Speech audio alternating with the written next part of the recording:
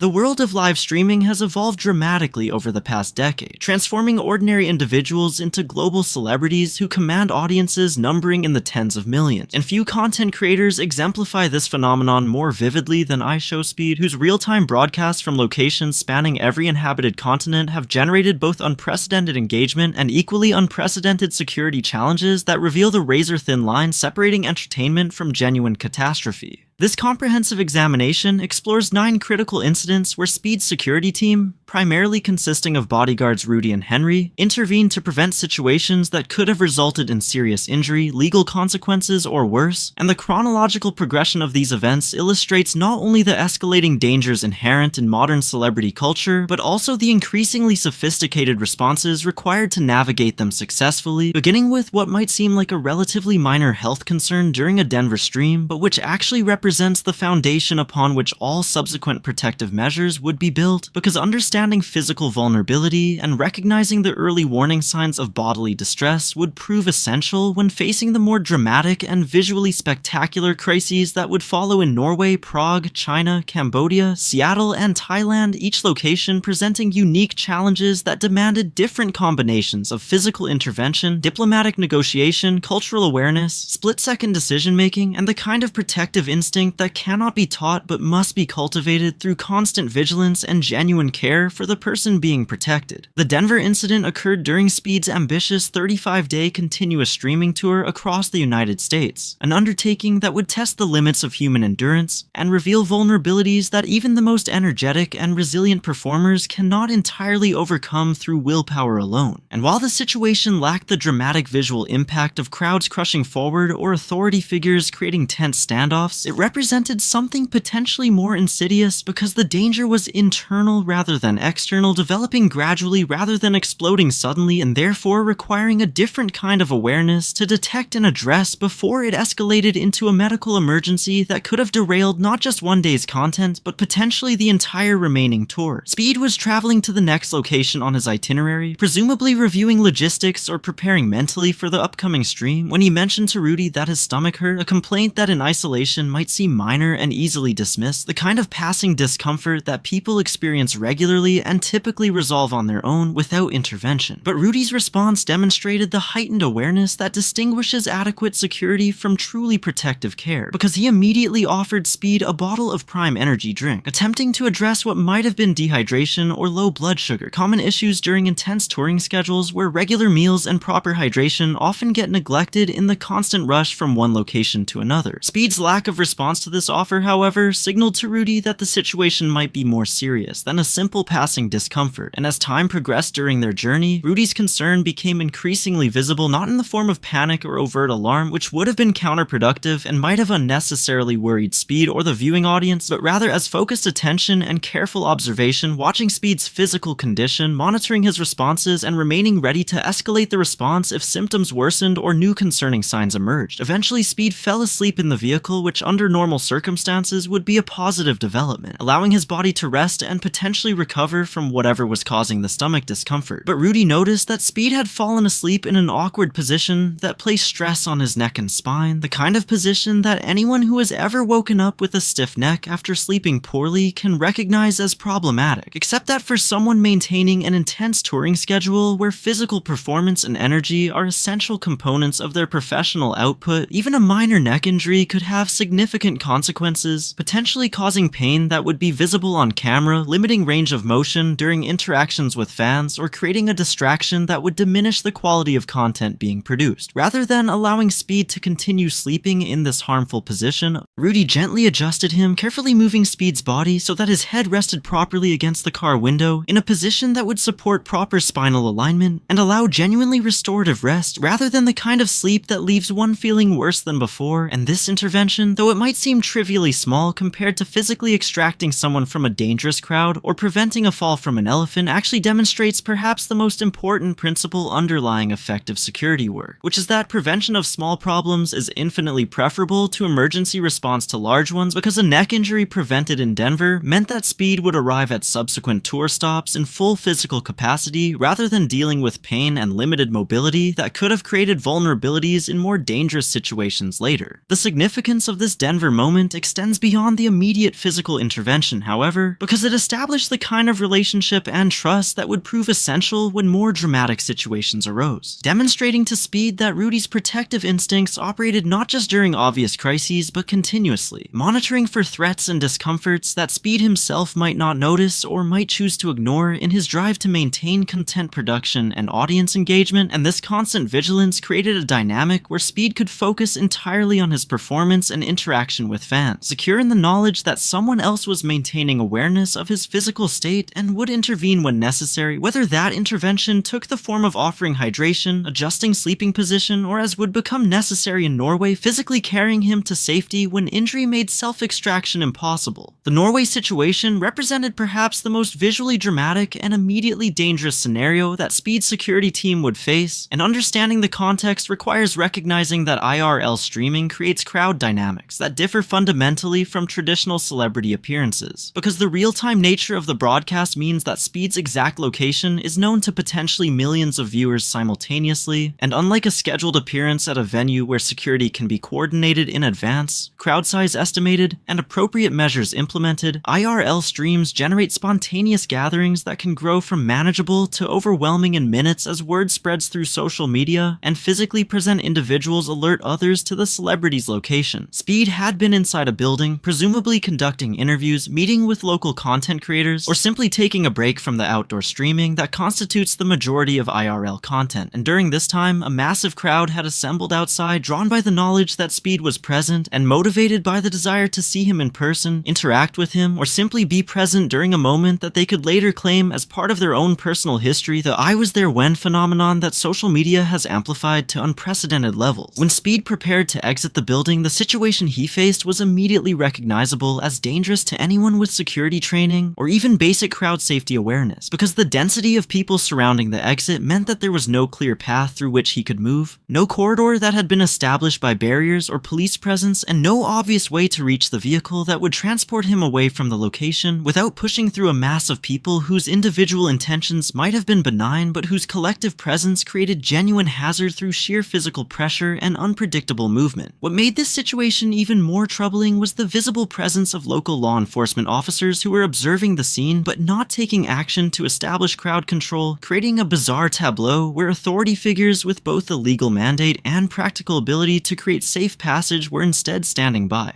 The responsibility for managing Speed's exit therefore fell entirely on his personal security team, with Rudy and Henry forced to navigate not just the physical challenge of moving through a dense crowd, but also the psychological challenge of doing so without triggering panic or aggression that could transform an already dangerous situation into something catastrophic, because crowd dynamics are notoriously volatile, and the difference between excited fans maintaining some degree of self-control and a crushing surge that could cause trampling injuries can emerge in seconds based on relatively minor triggers. When Speed finally began his exit attempt, moving from the relative safety of the building into the mass of people surrounding it, the situation immediately deteriorated in a way that would have been predictable to security professionals, but which perhaps seemed acceptable to Speed himself in his desire to reach his vehicle and continue his journey. And within moments of entering the crowd, Speed tripped, the exact cause unclear, but possibilities including uneven ground, contact with a fan, or simply the difficulty of maintaining stable footing while being jostled from multiple directions simultaneously, and the fall resulted in what appeared to be a significant ankle sprain, with Speed's immediate vocal reaction indicating serious pain and subsequent attempts to bear weight demonstrating the injury's severity. This injury fundamentally transformed the nature of the emergency, because Speed was no longer simply a person trying to navigate through a difficult crowd, a situation that, while dangerous, still allowed for some degree of personal agency and self-protection, but had instead become someone with severely compromised mobility who could neither move quickly away from threats nor maintain balance if pushed or jostled, essentially transforming him from an active participant in his own protection into someone entirely dependent on his security team for physical safety. The sprained ankle meant that every additional second spent in the crowd increased the risk not just of the injury worsening through additional stress on the damaged joint, but also of new injuries occurring if Speed was knocked down while unable to catch himself properly, or if the ankle gave out entirely, leaving him on the ground where crowd pressure could cause trampling, and Rudy and Henry weaponry recognized instantly that the situation had escalated from difficult to critical and that immediate extraction was now medically necessary, not just security preferable. The bodyguards' response demonstrated both their physical capability and their decision-making under pressure as they immediately moved to lift Speed entirely off the ground, essentially carrying him toward the waiting vehicle, a decision that required them to bear his full body weight while simultaneously maintaining awareness of the crowd surrounding them from all directions, watching for threats, planning their path, and adjusting their movement in response to surges or obstacles in real time. This type of protective carrying is far more complex than simply holding someone because the bodyguards needed to support Speed in a way that minimized stress on his injured ankle, while also keeping their own hands and arms positioned such that they could quickly release him or shift their grip if they needed to physically defend against an attack or sudden collision, and they needed to maintain communication with each other regarding direction and pace despite the overwhelming noise level created by hundreds or thousands of fans shouting, screaming, and calling out Speed's name in attempts to get his attention or simply to be heard above the general chaos. During this extraction, multiple incidents occurred that demonstrated just how volatile and unpredictable the situation had become, with one particularly reckless fan jumping down from a vehicle directly into the path that the security team was attempting to clear, an action that could have caused serious injury to the fan themselves, to Speed, or to the bodyguards if the collision had occurred, and other fans managed to get close enough despite the bodyguards' efforts to physically touch Speed, including grabbing his hair, violations of personal space that under different circumstances might be merely uncomfortable or annoying, but which in the context of an emergency extraction represent dangerous distractions that could disrupt the bodyguard's movements or cause Speed additional injury if his body was pulled in directions that stressed his injured ankle. The fact that fans were able to make physical contact despite the bodyguard's presence illustrates the overwhelming nature of the crowd and the impossibility of creating perfect security when surrounded by such density of people. Because even the most skilled and attentive security professional cannot create a complete barrier when individuals are pressed together so tightly that any gap immediately fills, and when the crowd extends in every direction, leaving no clear safe zone to which the protectee can be moved. As the security team finally reached the vehicle with Speed, the extraction entered its final and in some ways most vulnerable phase, because the process of getting someone into a car requires a moment of transition where attention must be divided between the person being loaded and the crowd pressing.